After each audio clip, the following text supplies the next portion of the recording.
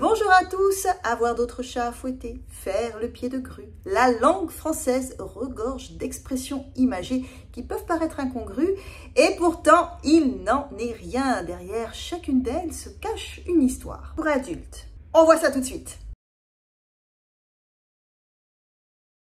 Avoir d'autres chats à fouetter, c'est simplement avoir autre chose à faire. Il n'en demeure pas moins que fouetter des animaux, c'est sadique. Soyons clairs, on ne cautionne pas la maltraitance sur animaux au clan McFuse. Apparue au XVIIe siècle, l'expression « avoir d'autres chats à fouetter » évoque tout autre chose qu'un tête-à-tête sanglant avec un matou. Le chat, et par continuité la chatte, évoque l'intimité féminine. Vous avez compris, on parle d'avoir un rapport sexuel. C'est marrant parce qu'en Angleterre, on dit avoir d'autres poissons à frire. Bon, peut-être que c'est à cause du fish and chips. Ce qui est sûr, c'est qu'en français, on n'a pas fini de parler des chats. Autrement dit, dire les choses telles qu'elles sont. Cette expression date également du XVIIe siècle. Et oui, elle est dans la même veine que sa copine. Avoir d'autres chats à fouetter, vous avez tout à fait raison. On parle encore du sexe féminin. Mesdames, sachez que les Hollandais, eux, disent « appeler la petite bête par son nom ». Oui. Bon, en parlant de petite bête, il y en a une plus grosse qui nous attend, le lapin. Poser un lapin, c'est ne pas venir à un rendez-vous.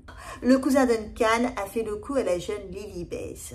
Qu'est-ce qu'elle nous a bassiné avec pendant des mois? Elle tapait même à la porte du château en pleine nuit, impossible de dormir. Mais enfin, un peu de dignité quand même. Cette expression date du 19e siècle et son sens a quand même évolué depuis ses débuts. Le lapin a toujours été un symbole de fécondité. Et oui, vous avez raison. Au 19e siècle, le lapin désignait un jeune galant qui quittait ses demoiselles sans payer le prix convenu. Voilà, une opération commerciale qui tournait mal pour l'une des parties. D'accord, ça n'a plus le même sens. Mais Lilibès aussi, mais quelle sotte! Enfin, tu vois qu'il ne vient pas la peine de faire le pied de grue toute la nuit.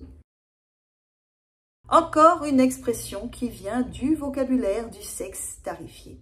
Aujourd'hui, on dira que vous attendez longtemps, debout, à la même place, comme cette fameuse Lilibès. Voilà, comme une grue. Ah, j'étais à deux doigts de balancer Duncan dans les douves quand elle a commencé à jacasser en pleine nuit. Oh, merci, si je peux en placer une. L'expression date du XVIe siècle où les dames qui faisaient commerce de leur charme sur le trottoir se faisaient appeler des grues, en référence à un de leurs pieds au sol et l'autre appuyé contre le mur. Voilà. Et d'ailleurs, le verbe gruer voulait dire attendre. On espère que vous avez aimé cette vidéo, on l'a fait avec beaucoup d'amour. Alors n'hésitez pas à vous abonner et à partager si vous nous appréciez et on vous dit à très bientôt. Bye bye.